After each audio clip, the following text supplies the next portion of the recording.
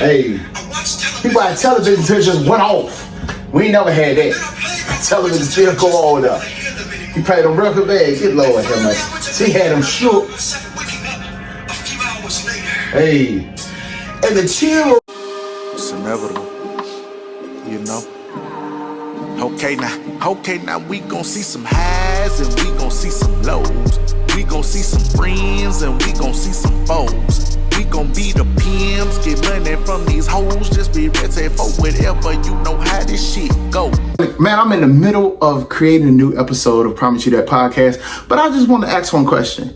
You mean to tell me you'll watch all these episodes and if you haven't commented, like, or subscribed yet? Click the notification bell so every time we upload a new episode of Promise You That podcast, you will never miss one. And I guarantee you, it'll increase your quality of life. Peace. Hey, this is my favorite part of the song. I don't care what y'all talking about. Hey, man, this is how that man finna break it down and talk to him. You feel me?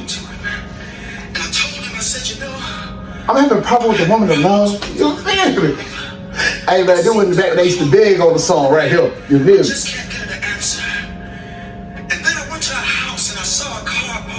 Hey, man, that man was stalking. He just told the truth. He was stalking him. Hey, people had television until it just went off. We ain't never had that.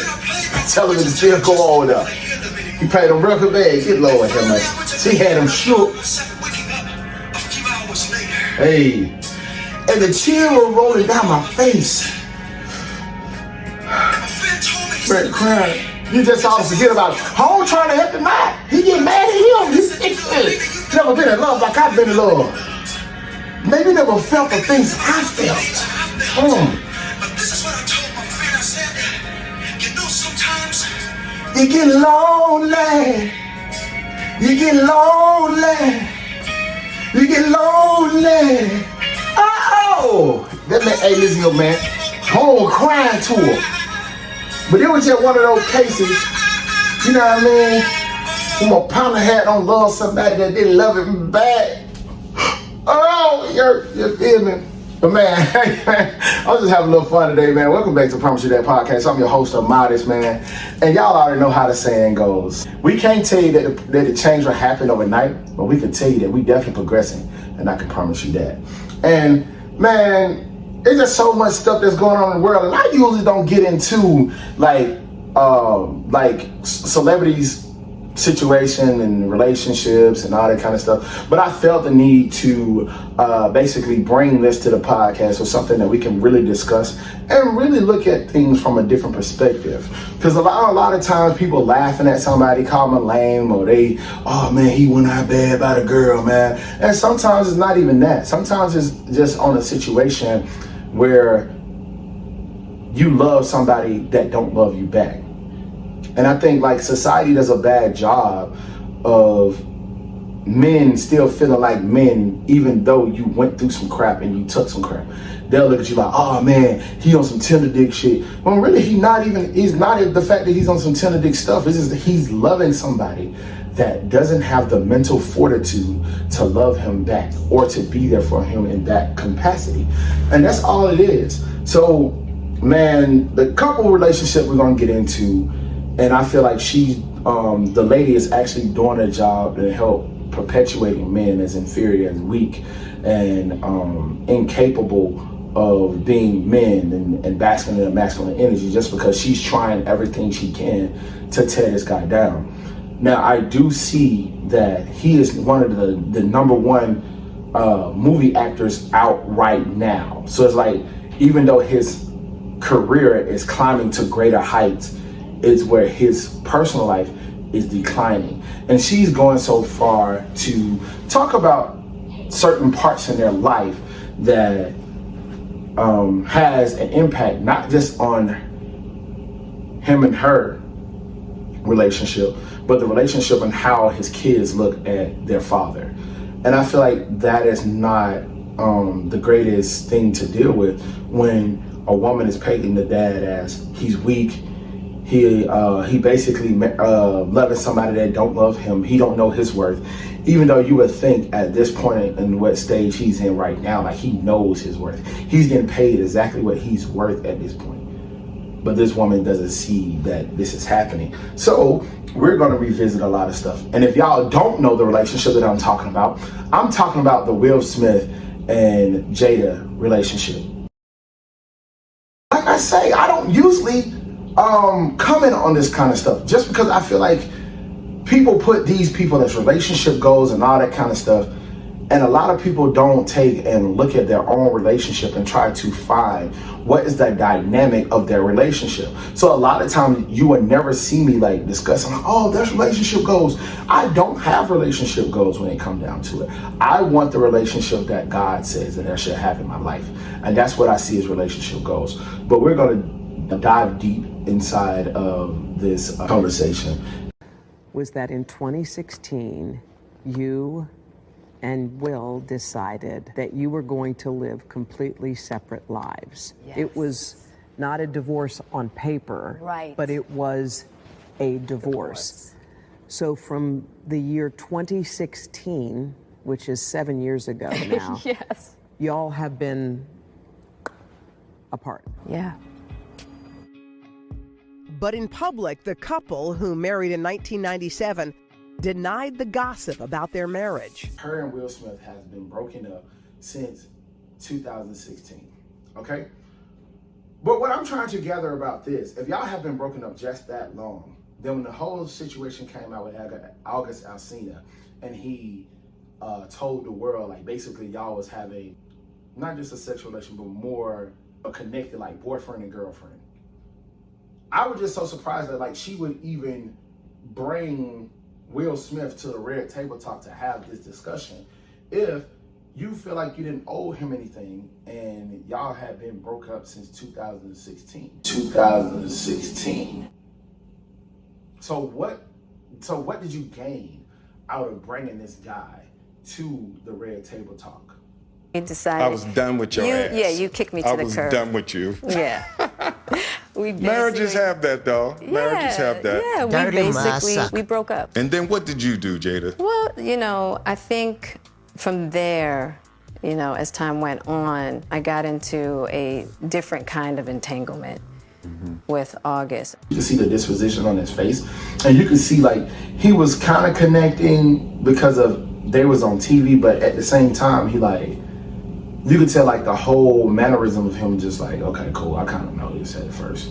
I kind of knew this anyway, but whatever. She want to take it and do it. We're going to do it the way she want to do it.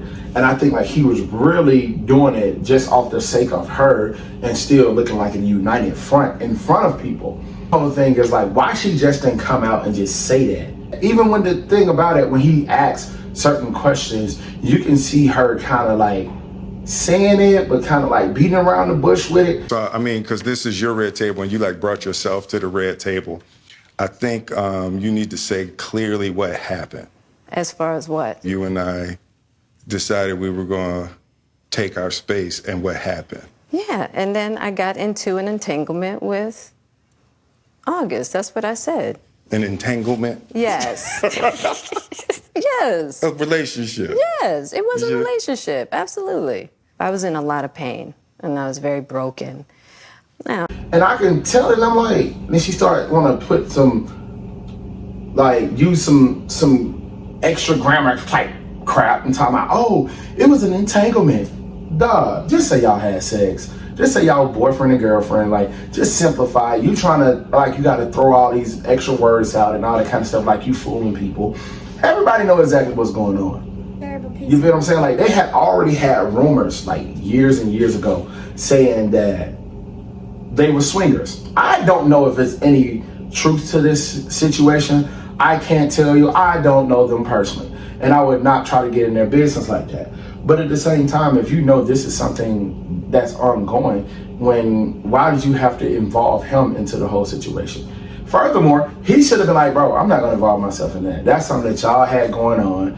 We've been broke up for a minute, so why do I need to act like a united front and come up and tell people, talk about our relationship and the disconnect and da-da-da-da. Like, I don't feel like we need to do all that. We've been broken up for a minute, and this is pretty much how it is. We are comfortable in this state. We are okay, so we don't need to have this discussion. I'm just kind of mind-boggled at the same time. Feeling a lot of personal information, not thinking about how this thing is going to affect her kids and their relationship with their dad. Like, a child should always feel like their dad is Superman.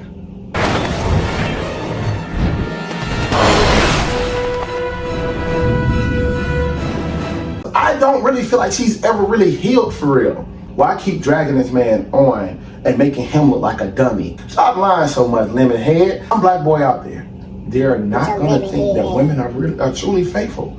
They're gonna think that they always have somebody next in line to take their place. So at the same time, it doesn't give them any security. It doesn't make that guy feel safe because the stuff that she's doing, it makes him look at it like, okay, cool. Women always gonna expose your crap.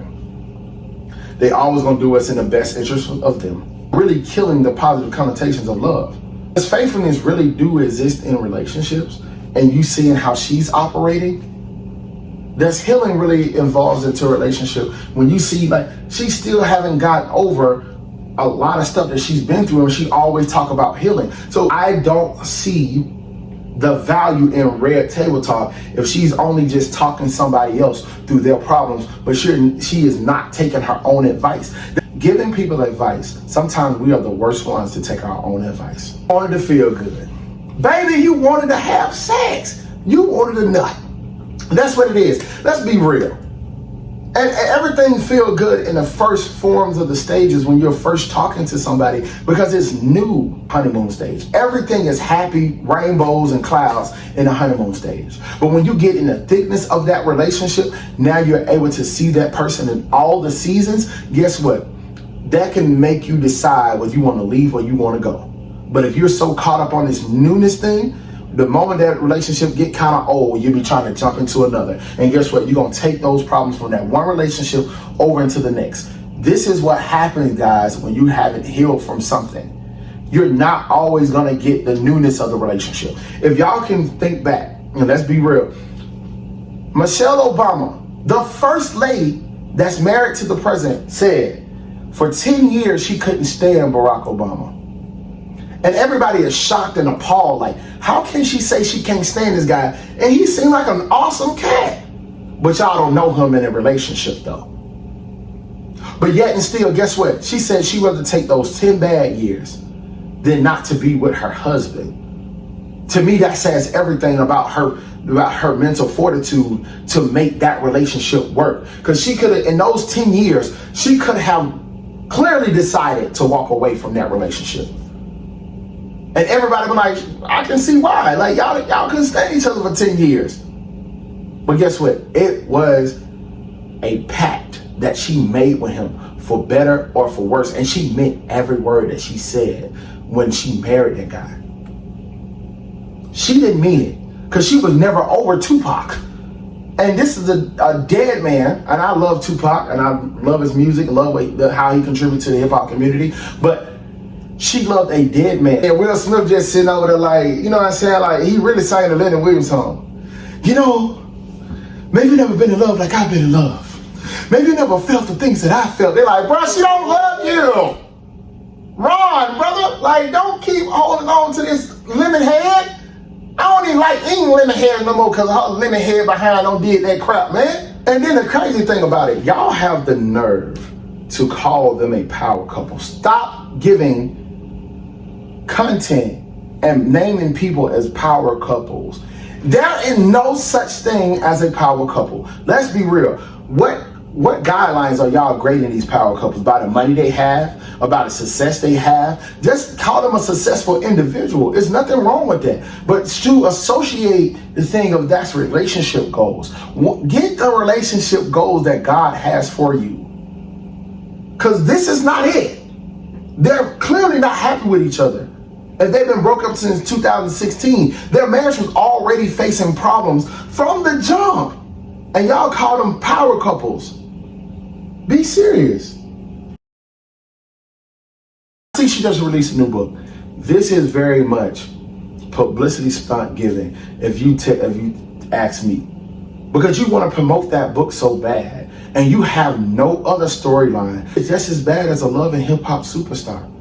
We use relationships as content, run a sham on people, making people think that we have a great relationship with our spouse, yet and still we don't have a great relationship with our spouse or our kids. All of this is just a sham. All of this is for image. And that's how I feel like she's doing. She's running this for image, guys. And it's so sad that Auntie Lemonhead getting on here talking about this man, not understanding how important this is for him to look like a man, to the point that you have to tear him down. So at the same time, he was never secure with her. And that's the reason why a lot of men don't like giving women that type of power over them, to make them look weak, to make them look dumb. And that's when so many dudes have this concept. They're like, man, the F just as worse as her calling her girlfriends like, girl, let me tell you about Will Smith, girl. He don't did this, he don't did that, he don't did this, he don't did that, and then her homegirl going to spread it to somebody else. This is just as worse, but it's worse just because of the fact you're putting it out on.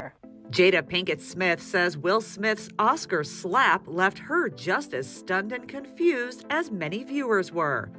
The actress and author opened up about the infamous moment in an exclusive NBC News interview with Today host Hoda Kotb, set to air on October 13th.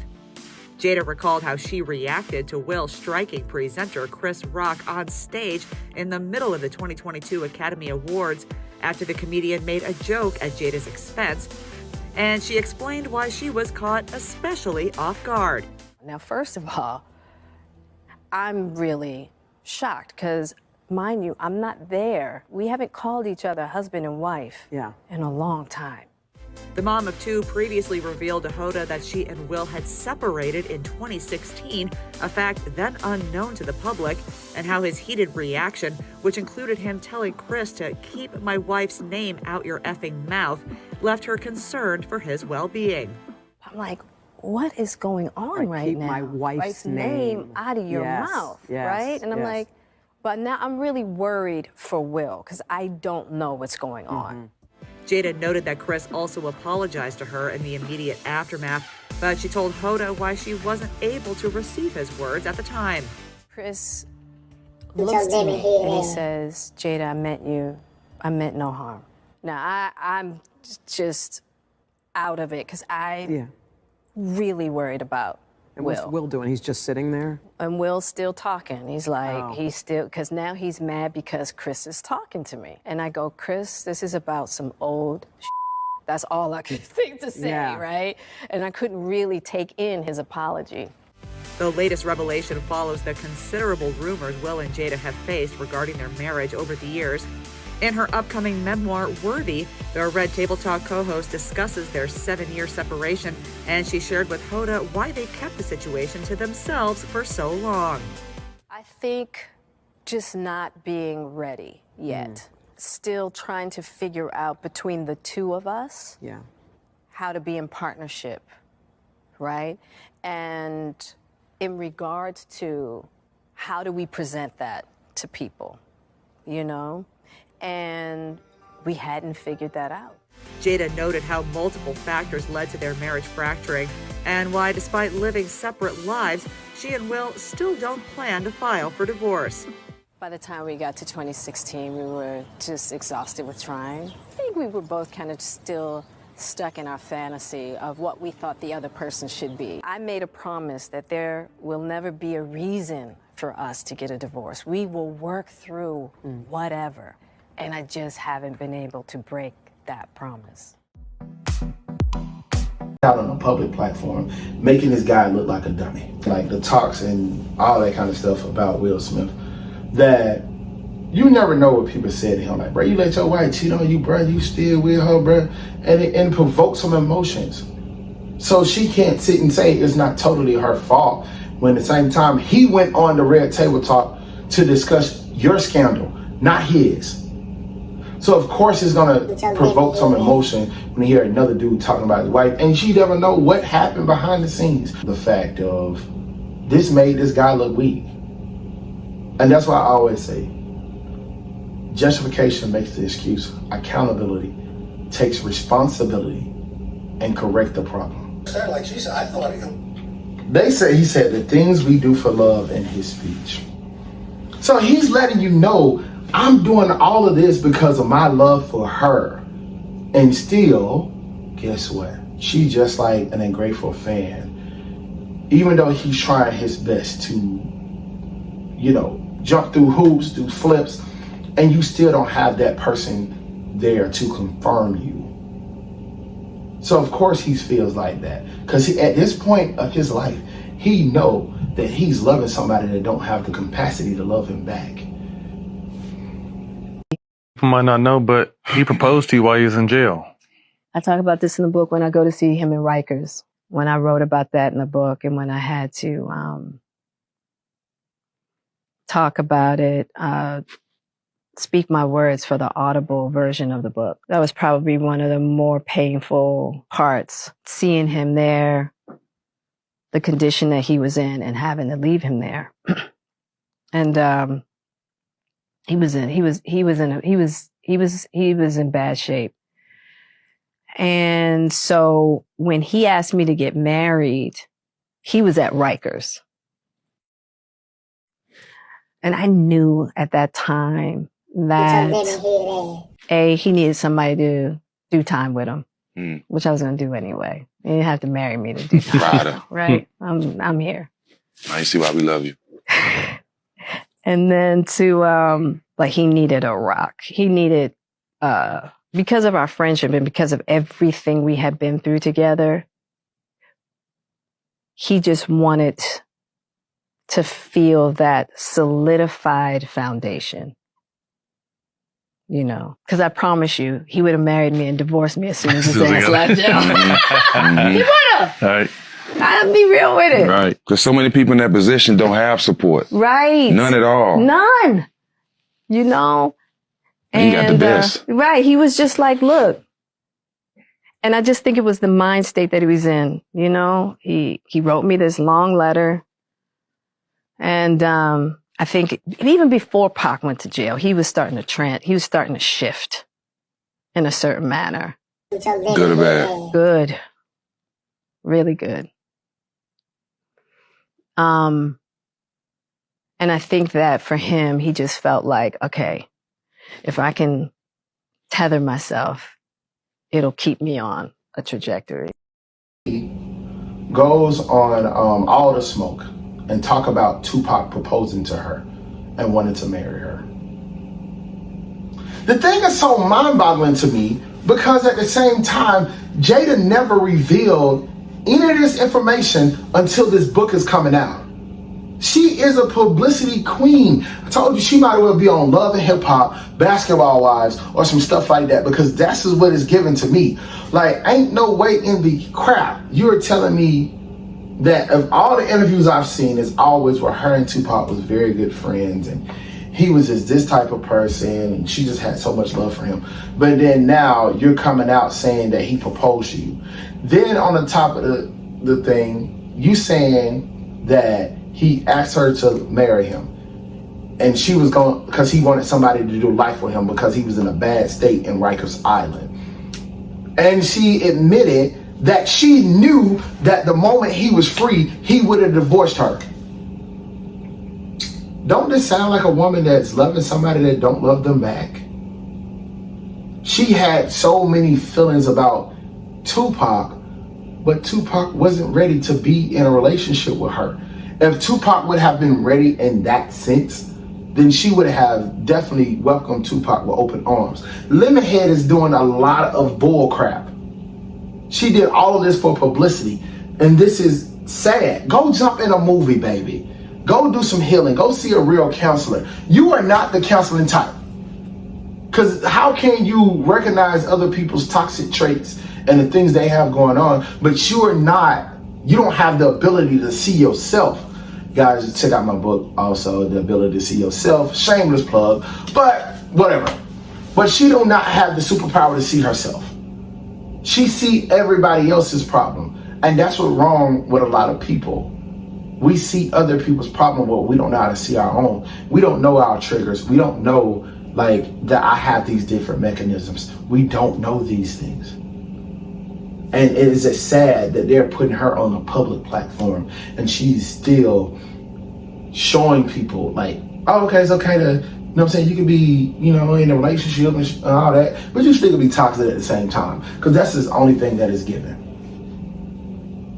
She loved the person that didn't love her back, so at the same time, she's making Will Smith, she's doing Will Smith the same way because she haven't healed from her own crap. I just don't get it. Auntie Lemonhead, I kid you not, this is, a lot to take in. We have to start thinking about other people.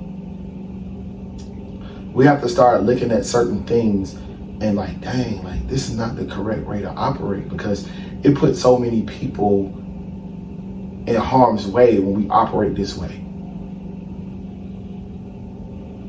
I'm pretty sure that Will Smith he's done some stuff that that kind of made her have her own offenses against him. I'm pretty sure of it. But for her to make this thing public without trying to work it out or find a common goal, if y'all are cool being co-parents and just like realizing like, okay, cool, that y'all just didn't work, boom, keep moving. But for you to like put y'all whole life on display and now people looking at him like, well, I knew that nigga Will Smith wasn't that guy. Like, bro, she treated him like a lion, bro. She was still in love with Tupac. Even to the point that your daughter wrote a letter to Tupac asking, like, wishing he would come back so her mom can be happy again. She don't know the source of her happiness. And this is what happened when you lose yourself in the sauce. She lost herself. She don't know how to find herself. She's still trying to find herself, dead man's shadow, still trying to find him. Girl, he's not coming back. Tupac didn't have the capacity to love her. He loved her as a friend. When he asked her to marry him, like she said, she knew that he only just wanted somebody to do life with him. And she was gonna do that anyway. So why did you involve Will Smith? Oh, because he chose you and you like, okay, cool. Whatever. So did you really love him in the first place? Let's ask that question. Man, I don't know. But let's get into the very good part of the show. This is when I talk to all my guys, you know what I mean? And just let y'all know. Man, we have to learn how to find our value in ourselves. Stop allowing other people to define what your value is. We have to know we're a value as well. I know they teach women so many times that they're the ultimate prize, but we are the prize as well with much power inside of you. You have to unlock it. That podcast. We can't promise you that the change is gonna happen overnight, but we're progressing, and I can promise you that. Baby, I'm thinking of you, trying to be more of a man for you. Hey, but I don't have much riches. We're gonna see you through. We out. Cause I love you. That's it. I'm gonna edit it. Yeah. That's it. I ain't go too hard. I just kept calling Auntie Lemonhead.